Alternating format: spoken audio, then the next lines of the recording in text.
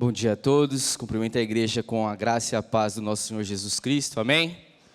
Amém, muito bom. Temos visitantes hoje aqui, pela primeira vez, você está aqui, legal, sejam muito bem-vindos, tá? Que essa casa se torne um lar para vocês, que aqui vocês encontrem uma família para pertencer, amém? Estamos muito felizes, mais um culto ao nosso Senhor, mais um domingo, e eu queria reforçar com vocês o encontro de casais, né? Vocês viram ali, dia 26, já é na semana que vem. Então não deixe de fazer a sua inscrição, você que é casado, né? Você que está aí querendo construir, né? Melhorar o seu relacionamento. Investir no seu relacionamento nunca é demais, né? Dinheiro, tempo, tudo que você puder investir agora, é melhor você investir agora do que depois pagar o advogado, porque advogado é problema, vocês sabem disso, né? Advogado leva tudo depois. Então investe agora no casamento, né? Para que você não tenha depois que investir num advogado aí, igual o Murilo, assim, para depois, né? A gente ficar falando que ele é rico. A gente precisa entender que o relacionamento tem que ser cuidado. Amém? Então não deixe de fazer a sua inscrição, faça, esteja aqui conosco, para que seja um dia de muito aprendizado e cuidado da sua vida emocional, do seu relacionamento, em nome de Jesus. Fechou? Precisamos que você esteja aqui. E mais do que nós precisamos, você precisa estar aqui. Amém? Então vamos lá. Quero cumprimentar todos, né? Aqueles que estão também nos acompanhando pelo YouTube, pela internet. Sejam muito bem-vindos à comunidade. O tema da ministração de hoje, irmãos, é a mesa do Senhor. O Espírito Santo me deu essa palavra enquanto eu estava no meu momento devocional. E eu conversei, né, com o Murilo, conversei com o pastor, e eles me deram essa oportunidade de estar ministrando a igreja no dia da ceia, porque essa palavra ela tem muito a ver com a ceia. E, irmãos, desde o princípio, é o objetivo do nosso Deus ter comunhão conosco. Muitos acreditam que Deus é o Criador, Ele criou essa terra, Ele criou esse universo, e então Ele botou tudo para rodar, e aí Ele foi fazer outras coisas, Ele foi tirar umas férias, Ele foi cuidar de outras coisas mais importantes. Tem pessoas que vivem e acreditam dessa forma, e eu já ouvi pessoas dizendo exatamente com essas palavras. Deus criou esse universo, mas Ele está preocupado com outras coisas agora, Ele foi fazer outros afazeres. Mas, na verdade, irmãos, o nosso Deus, desde o princípio, Ele tem um objetivo que é se relacionar comigo e com vocês. O Deus que nós cremos, o Deus verdadeiro, o único Deus que realmente existe e que, de fato, fez algo por nós, tem como objetivo, desde o princípio, se relacionar conosco. Nós vemos isso desde o relato da criação, nós vemos isso a partir da queda, Deus provendo meios e formas para que o homem e a mulher continuassem a se relacionar com Ele, mesmo após a queda. Nós vemos a lei mosaica, o templo sendo instituído para que o homem, para que a mulher pudessem se relacionar com esse Deus Criador. Então, desde o princípio, pela história, nós podemos ver que é o objetivo do nosso Senhor se relacionar conosco. E nada mais importante do que se relacionar ao redor de uma mesa. Eu acredito que se a cruz não fosse o símbolo do cristianismo, com certeza uma mesa seria. Porque crente gosta de comer? Não. Embora isso seja verdade, todos nós amamos, né, uma deliciosa refeição, mas a mesa ela seria um excelente símbolo para o cristianismo, caso a cruz já não fosse, e é um excelente símbolo, não precisa ser trocado. Mas a cruz ela carrega consigo um significado muito importante, do qual nós iremos falar aqui hoje. Nós, domingo, né, mês após mês, participamos da ceia. Uma vez por mês nós estamos aqui reunidos com esse objetivo específico. Mas a questão é se de fato nós entendemos o que esse momento significa para mim e para vocês. O que a mesa do Senhor nos comunica de maneira prática. Eu queria muito ser prático aqui com vocês, não técnico, até porque o tempo não nos permite ser tão aprofundado nos termos, né, e naquilo que a ceia ela identifica e como outras comunidades cristãs enxergam a ceia. Mas eu queria trazer aqui para nós princípios práticos do que a ceia representa para mim e para você, uma vez que daqui a pouquinho todos nós estaremos diante desta mesa tão aguardada por todos nós. Amém? E se é importante para Deus, precisa ser importante para quem? Para nós. Nós vemos ao longo da história que a mesa ela é importante. Uma das coisas mais importantes, né, um dos fatos históricos mais importantes que aconteceu com o povo judeu, o anúncio desse acontecimento se deu ao redor de uma mesa, a instituição da Páscoa. Nós sabemos que, pelo que foi registrado no livro de Gênesis, Deus ordena, né, ao povo que escolhesse um cordeiro, sacrificasse esse cordeiro e o sangue dele fosse passado no umbrais das portas, e então aquela família se reuniria ao redor da mesa, em família, para que então comesse daquele cordeiro. Nós temos aqui o prenúncio também da nossa libertação, do perdão dos nossos pecados, como nós vamos ler o texto agora, esse prenúncio da nossa libertação se dando ao redor de uma mesa.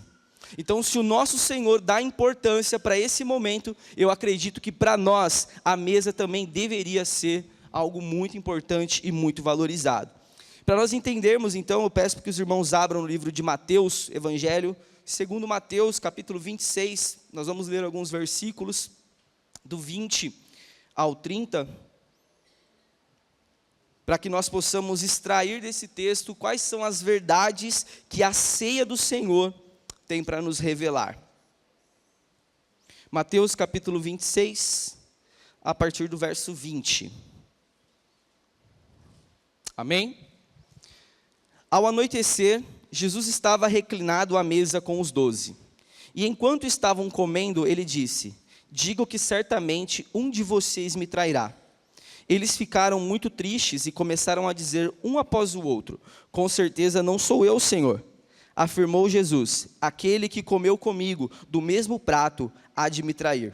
O Filho do Homem vai, como está escrito a seu respeito, mas ai daquele que trai o Filho do Homem. Melhor lhe seria não haver nascido.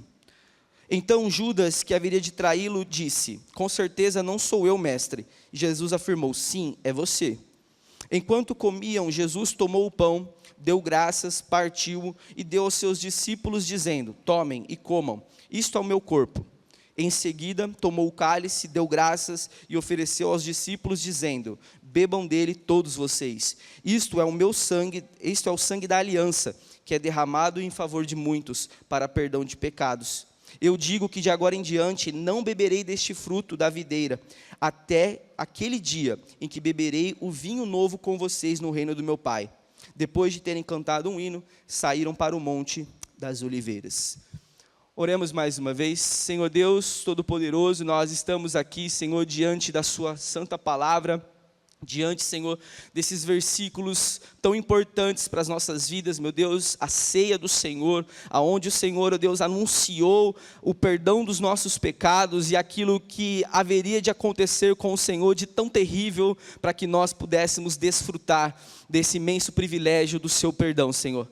Nós estamos aqui com os nossos corações abertos, tira toda a distração, elimina tudo aquilo que possa nos distrair nesse momento, que o nosso coração, a nossa mente, ó Deus, tudo em nós esteja totalmente voltado para a sua palavra e para aquilo que o teu Espírito Santo quer nos ensinar, ó Deus, neste dia. Nós te pedimos, meu Pai, nós entregamos a nossa vida a Ti como oferta ao Senhor, meu Pai. Em nome de Jesus, amém e amém.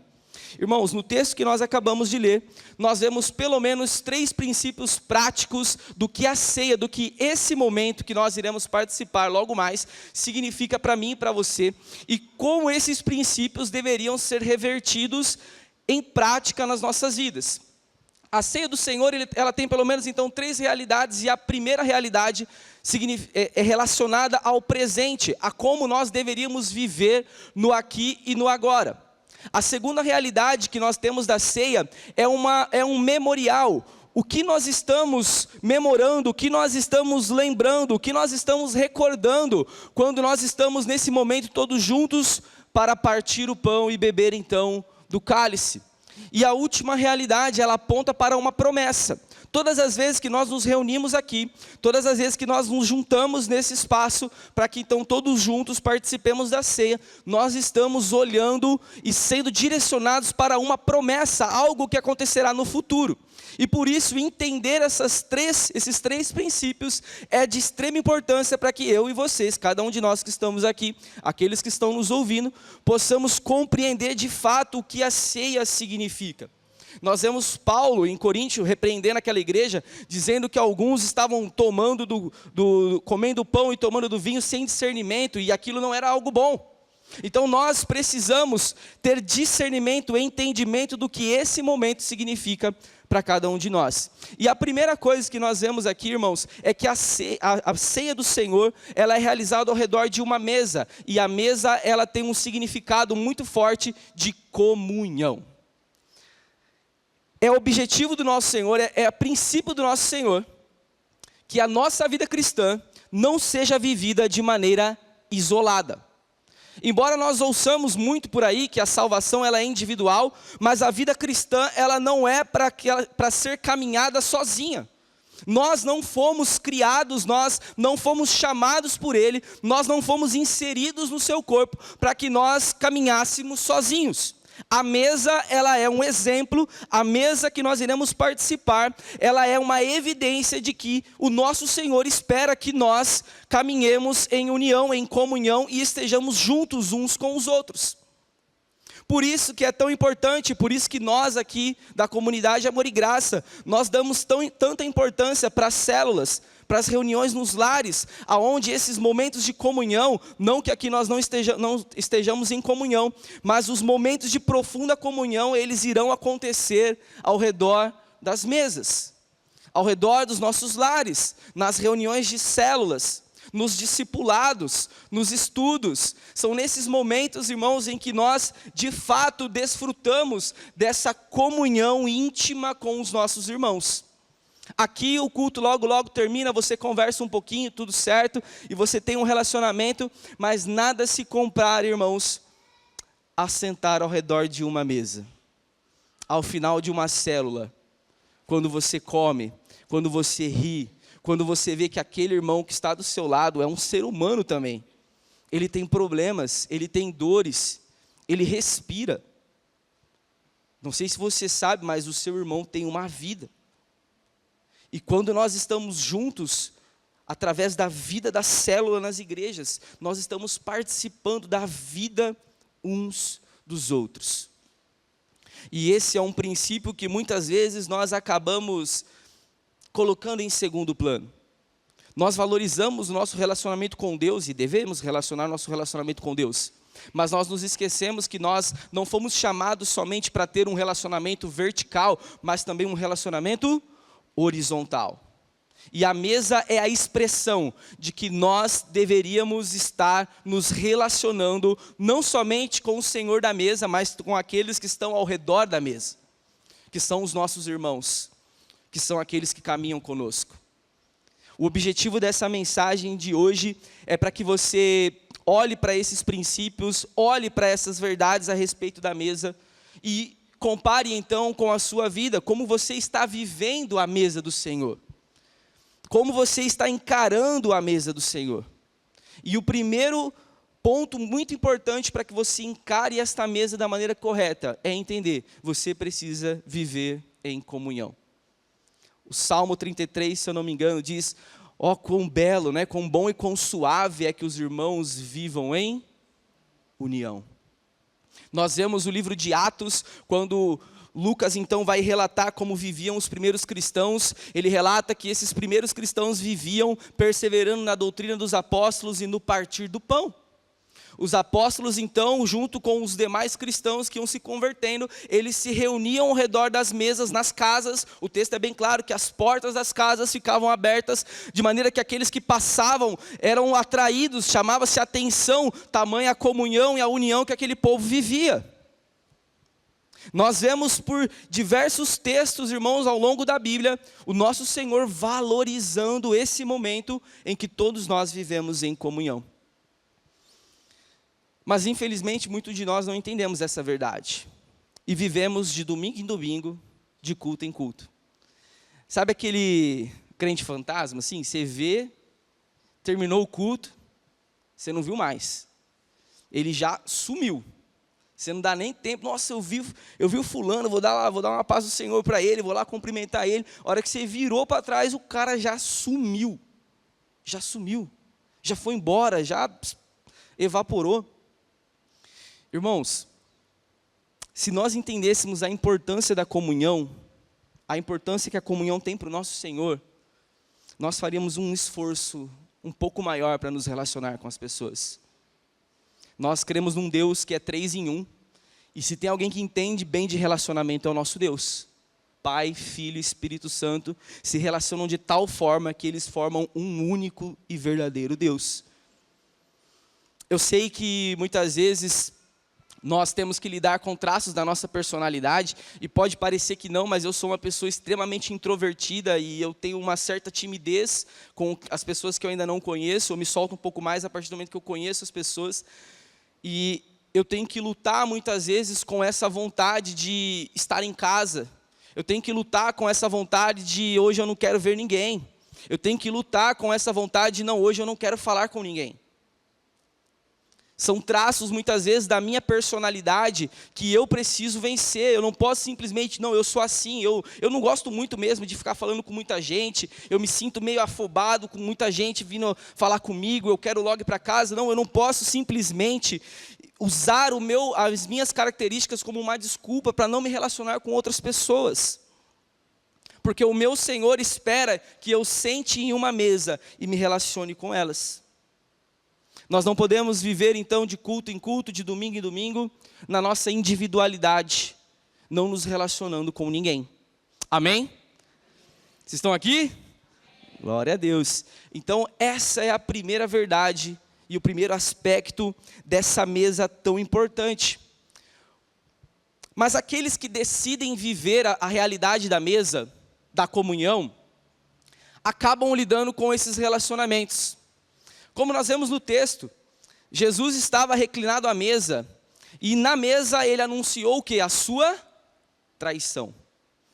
Irmãos, nós sabemos que a partir do momento que nós escolhermos viver a realidade da mesa, da comunhão, nós lidaremos com relacionamentos de pessoas imperfeitas.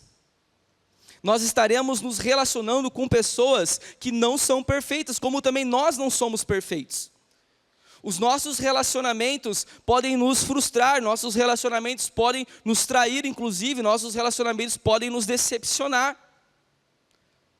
E quando nós escolhemos viver esta realidade, como nosso Senhor decidiu viver esta realidade, nós podemos nos deparar com relacionamentos imperfeitos. Sabe quem nunca se decepcionou com um relacionamento? Quem nunca se relacionou com ninguém. Porque a partir do momento que nós abraçarmos essa verdade, como nosso Senhor abraçou, nós estaremos sujeitos a nos decepcionarmos com as pessoas. Só que são nesses momentos onde nós magoamos e chateamos uns aos outros, que nós colocamos em prática uma verdade fundamental do cristianismo, como nosso Senhor colocou em prática, que é algo chamado perdão. É na imperfeição dos nossos relacionamentos que nós somos aperfeiçoados. Parece contraditório, mas essa é a realidade do nosso Deus.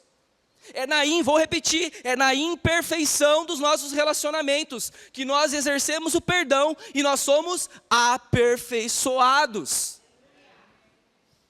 Parece contraditório, onde na imperfeição nós somos direcionados à perfeição, mas é assim que o nosso Senhor trabalha.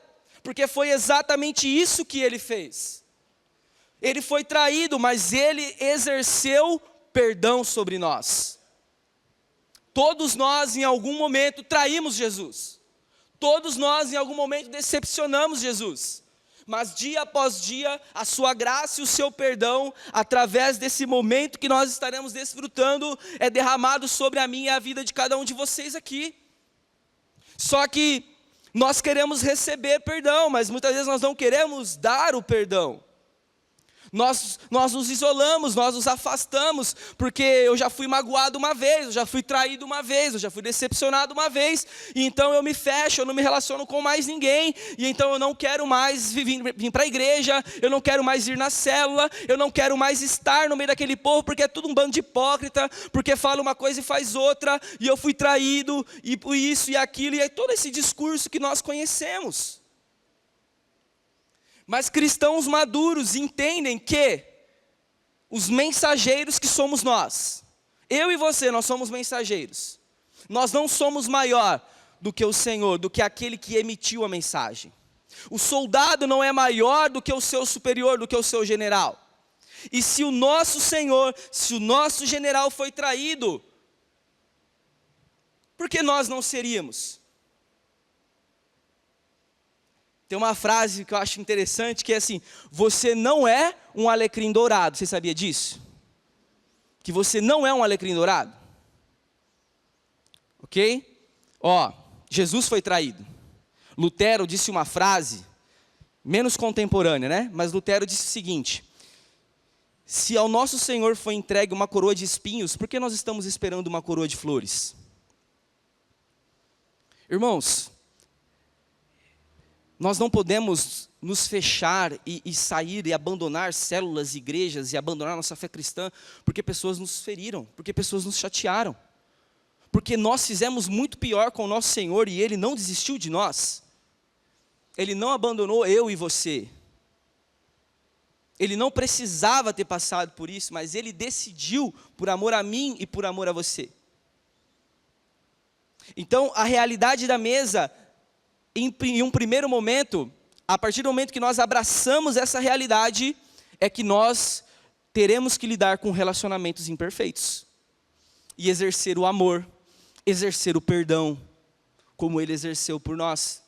Mas é verdade também, irmãos, que nessa imperfeição desses relacionamentos, eu costumo dizer que a igreja é como se fosse a arca de Noé. Vocês já ouviram falar da arca de Noé? O que tinha na arca de Noé? Um monte de bicho, um monte de animal. E animal, se não me falha a memória, ficaram aí quase um ano nessa arca. Ficaram um tempão na arca. E eu duvido que esses animais não fizeram suas necessidades nesse lugar. Às vezes é difícil a gente acreditar na arca de Noé, porque a gente infantiliza tanto ela, né? A gente vê lá a girafinha com a cabecinha para fora, né? O elefantinho com a trombinha dele. Mas eu fico imaginando aquele monte de bicho, todo esse tempo dentro da arca, fazendo suas necessidades. E a família de Noé, tendo que limpar e higienizar aquele lugar, torná-lo habitável, tendo que lidar com tudo aquilo, durante todo esse tempo. Mas eu tenho certeza que para Noé, foi melhor permanecer dentro da arca com todos esses problemas, porque fora da arca só havia juízo de Deus. Eu não sei se você entendeu a referência, mas é melhor você estar aqui, com todas essas imperfeições que nós encontramos no corpo, do que estar lá fora, porque lá fora só existe juízo. Aqui dentro existe perdão e graça. Aqui dentro existe salvação. Mas fora do corpo de Cristo, irmãos, só existe uma única coisa: o juízo do nosso Senhor. Não saia da comunhão. Não saia do corpo, porque um membro é diferente do outro. Não saia do corpo porque alguém pisou no seu membro, no seu dedinho. Porque fora daqui, a realidade é muito mais complicada. Mas é verdade também, irmãos, que quando nós abraçamos a realidade da mesa, nós, além de encontrarmos salvação, nós encontramos relacionamentos perfeitos, relacionamentos bons. Jesus foi traído por um dos seus discípulos, mas os outros, como nos diz a história, foram mártires, foram fiéis até a morte. Pedro, inclusive, ao ser crucificado, pediu para ser crucificado de cabeça para baixo, porque ele não se julgava digno de ser morto da mesma forma que o seu Senhor. Nós temos relacionamentos difíceis, mas também temos relacionamentos verdadeiros dentro do corpo. O problema é que nós olhamos para aquilo que é ruim, catastrofizamos e esquecemos que existe dezenas de coisas boas que acontecem aqui neste lugar, nesses relacionamentos, e valorizamos somente aquilo que não deu aquilo que deu errado. Eu já trabalhei com um cliente e eu recebia, 200 clientes no dia. E 199 clientes educados, 199 clientes, gentis, 199 clientes que demonstraram ser bondosos, mas um abençoado secretário do pé redondo, que nem o pastor fala, era aquele que me marcava. Não sei vocês, às vezes estou falando só de mim, mas o ser humano, ou só eu no caso então, nós acabamos indo muito por esse lado. Somente aquilo que é ruim parece que é capaz de nos marcar, e aquilo que acontece de bom a gente... Um discípulo traiu Jesus, os outros foram fiéis até a morte e se tornaram mártires por amor a esse Senhor. Se nós nos fecharmos para todo e qualquer tipo de relacionamento no corpo, aqui na igreja, irmãos, você pode até estar fugindo de relacionamentos problemáticos, mas você também está se privando de pessoas que poderiam acrescentar muito na sua vida. De pessoas que poderiam pegar na sua mão e caminhar junto com você e te ajudar a não desistir nos momentos mais difíceis da sua vida. Se você se privar de todo e qualquer relacionamento, saiba que você também está abrindo mão de bons relacionamentos no corpo. E a mesa do Senhor é um lembrete dessa comunhão, desses laços, que nós não podemos nos esquecer. Amém?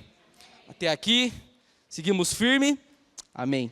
O segundo aspecto, então, da mesa, esse primeiro aspecto que nós acabamos de falar, é um aspecto do nosso presente, de como nós deveríamos viver em comunhão. E o segundo aspecto da mesa, então, ele aponta para o passado, um memorial. Nós vimos no texto que Jesus, após anunciar a sua traição, ele toma o pão, dá graças, parte e diz: este é o meu corpo. Da mesma forma, ele toma então o vinho, dá graças e diz: ó, este é o meu sangue, que foi derramado por vocês, para perdão dos pecados. Irmãos, o momento que nós vamos participar aqui, esses momentos que nós vivemos uns com os outros aqui, é um memorial daquilo que Ele fez por nós. Por isso que é importante, por isso que as crianças estão juntas aqui, para que elas desde pequenas saibam o que está acontecendo. Para que você, enquanto responsável, pai, mãe, possa dizer a essa criança o que está acontecendo nesse momento. Ela não está comendo um pãozinho, ela não está tomando um suquinho, não. Ela está sendo ensinada, nós estamos nos lembrando do sacrifício, da morte, da redenção que nós recebemos de Cristo a partir da sua entrega. A ceia do Senhor não é só mais um momento, é o momento aonde nós lembramos do seu sacrifício. Na mesa, irmãos, nesse momento que nós vamos desfrutar aqui, não é sobre o que nós fizemos, não é sobre o seu e o meu desempenho. Muitas pessoas, por irem por esse caminho, de achar que a ceia tem a ver com o meu e com o seu desempenho, acabam deixando de participar da ceia. Acabam dizendo assim: não, olha, eu não estou em condições de tomar a ceia, olha, eu não estou aqui, né, eu fiz tal coisa, eu não vou tomar a ceia. E essas pessoas acabam se levantando da mesa e saindo, porque elas estão entendendo e acreditando que a mesa do Senhor está relacionada com o desempenho delas. Mas a mesa do Senhor não está relacionada com o seu desempenho. A mesa do Senhor não é relacionada com a sua capacidade de obedecer. A mesa do Senhor não é relacionada com a sua bondade. A mesa do Senhor é um memorial do quão bom Ele é, do quão gracioso Ele é e do quão obediente Ele foi. Não que a sua obediência não seja importante, não que a sua bondade não seja importante, não que você não tenha que se esforçar para fazer o que é correto, mas a mesa do Senhor não tem a ver com o seu e com o meu desempenho, tem a ver com aquele que foi obediente até a morte e morte de cruz. E nós estamos lembrando da obediência do nosso Senhor, que nos momentos mais terríveis da sua trajetória aqui na terra, chegou a dizer: Pai, se possível, passa de mim esse cálice, mas contudo seja feita a tua vontade, não a minha. Jesus, segundo o relato bíblico, chega a suar gotas de sangue, tamanho a terrível realidade que ele estava para enfrentar. Nós estamos lembrando de que Deus se fez homem, desceu, encarnou na figura de um bebê. Você consegue imaginar Deus, Criador, na figura de um bebê, indefeso, inocente, totalmente vulnerável, caçado à espada. Esse Deus que nos salvou, ele se reduziu a esta forma. Ele viveu entre nós, ele sofreu como nós. Jesus teve fome, Jesus se cansou, Jesus dormiu, Jesus foi espancado, Jesus foi humilhado, cuspiram na face do nosso Senhor, deixaram ele nu, pelado. Ele foi chicoteado por cada um de nós aqui. E esse momento é que é para que nós nos lembramos dessa terrível experiência que o nosso Deus se submete por amor a mim e a vocês. É para que nós nos lembremos do quão obediente ele foi e do quanto essa obediência foi cara para ele, e de como essa obediência se reverte para nós em graça, em misericórdia, em salvação e perdão dos nossos pecados. Este é o meu corpo que foi partido por vós. Este é o meu sangue que foi derramado em favor de vocês. É o símbolo da nova aliança. Não existem mais sacrifícios. Nós não vamos mais a templos sacrificar animais, porque o sacrifício perfeito foi feito. Ele se entregou.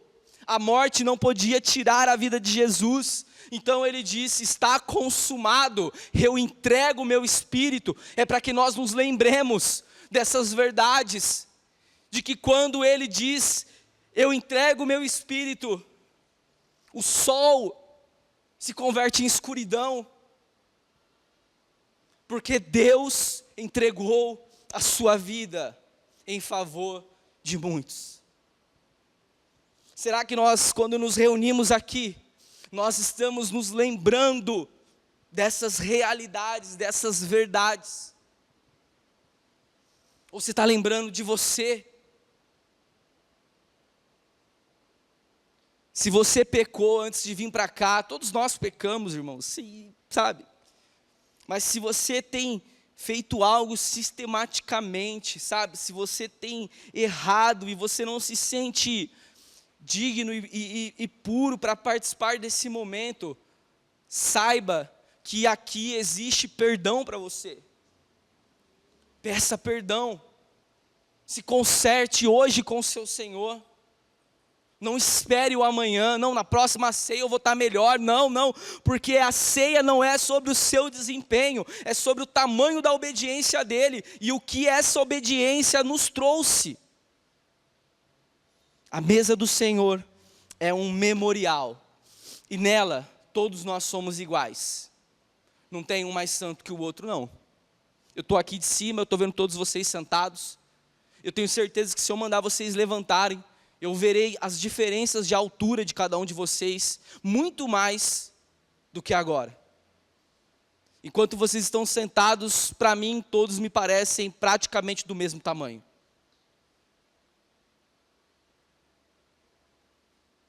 E é interessante que na mesa, todos nós estamos sentados, porque todos nós somos iguais. E quem serve o pão, quem serve o vinho, não somos nós, é o Senhor da mesa. Não é o nosso mérito, não é o que nós fazemos. Todos nós somos iguais, todos nós precisamos de perdão, porque não há um justo sequer. Todos nós precisamos desse perdão, todos nós somos famintos, na mesa todos nós temos fome, não importa o quanto você tem de dinheiro na sua conta.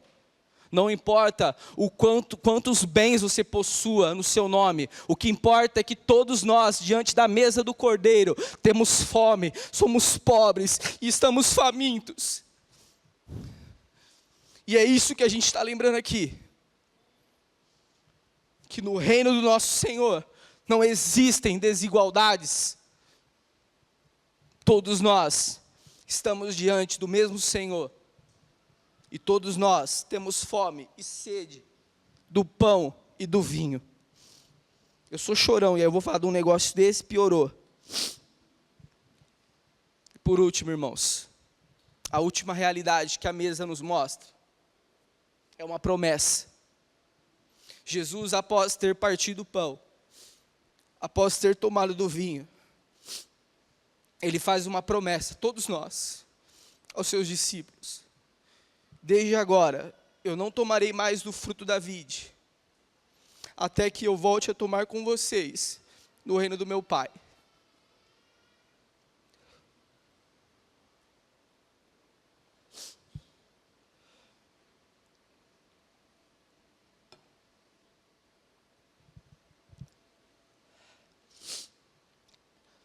Você que ainda não entendeu a realidade da mesa, você que ainda não entendeu o que a mesa significa, e a mesa é uma promessa, talvez você veio aqui para participar dessa ceia, para participar dessa mesa, e na sua mente, daqui 30 dias, a gente vai ceiar de novo.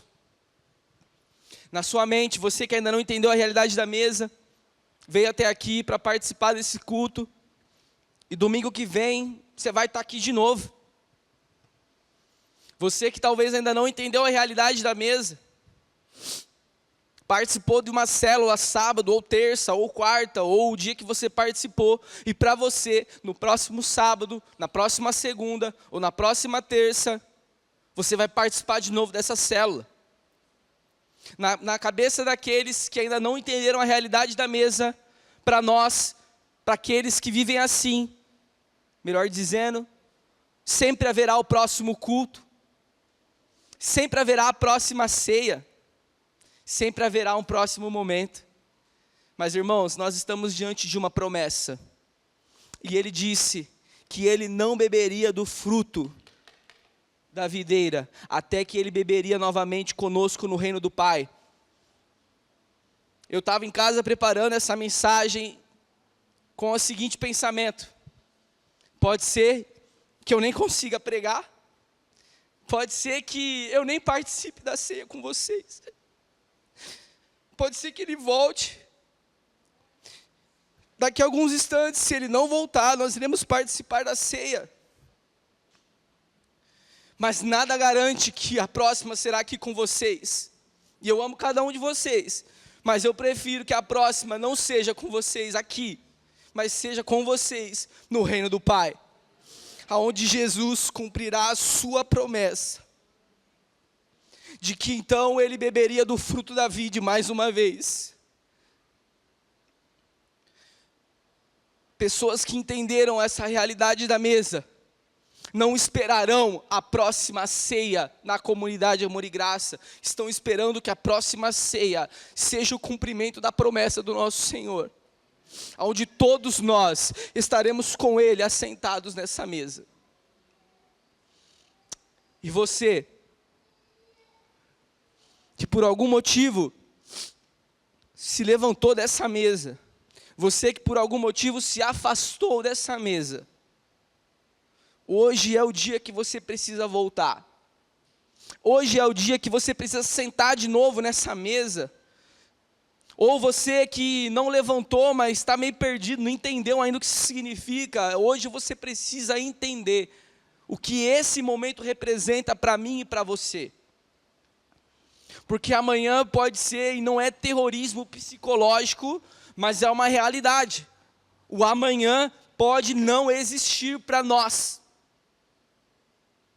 O depois pode não existir. O frango assado que você está achando que você vai comer, pode ser que ele não exista. Porque o nosso arrependimento é hoje. Ministério de Louvor, se puder subir. O tempo em que nós precisamos nos arrepender, irmãos, se chama hoje. Tem uma parábola, eu encerro aqui. Tem uma parábola contada por Jesus, que foi a parábola do banquete, onde o nosso Senhor, ele conta que um rei deu uma festa de casamento e ele mandou chamar muitas pessoas para essa festa. E então o seu súdito foi, chamou, e uns disseram assim: não, eu acabei de comprar uma propriedade, não, eu não consigo ir agora, não vai dar para eu comparecer nessa festa. E então ele retorna e fala: olha, eu chamei os seus convidados, rei, mas eles não quiseram vir. E aí então ele fala assim: não quiseram vir? Então agora eles não vão vir mesmo. Vá aos vassalos, vá aos pobres, vá aos coxos, vá aos mancos, vá em direção aos desprezados e chamem eles para que eles participem do meu banquete. Eu não sei se você já pegou a referência de novo, mas esse pobre, esse desprezado, esse manco, esse coxo, somos nós. E então esse servo volta para a sala do rei e fala: Senhor, eu chamei todos aqueles que o Senhor mandou, mas olha, ainda tem cadeira vazia, ainda tem lugar na mesa. Se você ainda não sentou, ainda existem lugares disponíveis para que você se sente hoje. Ainda existe lugar na mesa do nosso Senhor. Ela não está cheia completamente, porque Ele quer ver essa mesa completa. Completa. Essa é a realidade da nossa mesa. Esse banquete logo será concretizado. E enquanto houver lugar nessa mesa, ainda haverá chance para mim e para você. Precisamos entender essas realidades. Fique de pé, nós vamos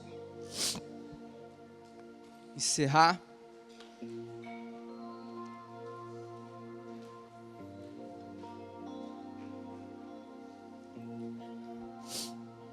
Se você já entendeu a realidade dessa mesa, se você já vive essa comunhão, se você relembra da dor do nosso Senhor todas as vezes que você participa dela,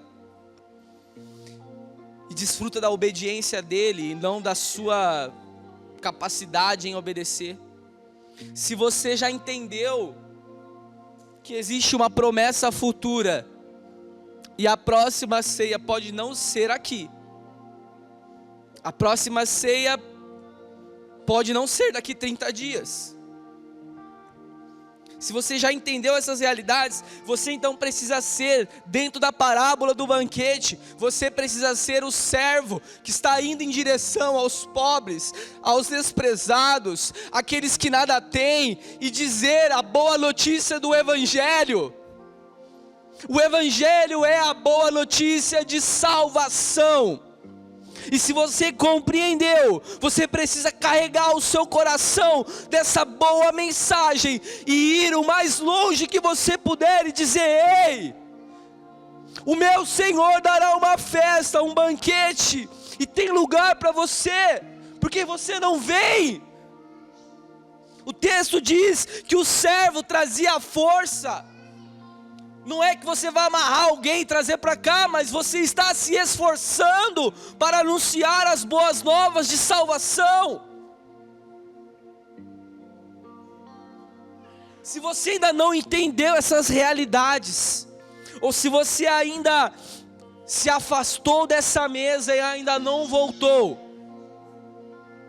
agora não é o momento de você ser o servo que vai e busca.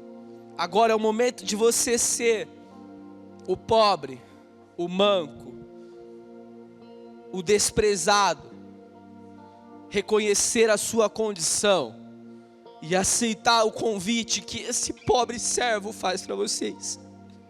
Sentem nessa mesa e não se afastem jamais dela. Jamais se afastem da mesa do Senhor. Põe a mão no seu coração. Eu não sei quem é você esse dia. Senhor meu Deus Todo-Poderoso, nós estamos aqui diante, Senhor, da sua mesa, diante da sua santa palavra. diante, Senhor, dessas realidades tão profundas. Se porventura, Senhor, existem pessoas aqui que ainda não compreenderam a realidade desta mesa, pessoas que estão distantes dessa mesa, Pai, eu te peço que mediante o poder do Teu Espírito Santo, essas pessoas sejam convencidas nesta realidade e aceitem assentar nesta mesa onde há pão, onde há vinho, onde há perdão, onde há remissão de pecados, onde há vida eterna, onde há relacionamentos problemáticos, mas também existem relacionamentos verdadeiros, e o principal relacionamento é aquele que nós temos contigo. Ah, Senhor, se porventura existem pessoas nesta mesa que já compreenderam essas realidades, então, Senhor, eu te peço que o Senhor dê forças a ela para que elas sejam vozes proféticas na nossa cidade, na nossa nação, para dizer a todos a boa notícia do Evangelho. Há salvação e há perdão. O Rei venceu a morte, o Rei venceu as trevas, e agora a boa notícia de salvação está disposta a todo aquele que crê, você que crê, você recebe a salvação do Senhor. Então creia que Ele morreu por você. E nesse momento, relembre da angústia e da aflição do seu Senhor, e saia daqui na expectativa de que a próxima será com Ele. Saia daqui para viver relacionamentos verdadeiros. Saia daqui para viver em comunhão. E participe da ceia. Em nome de Jesus, amém e amém.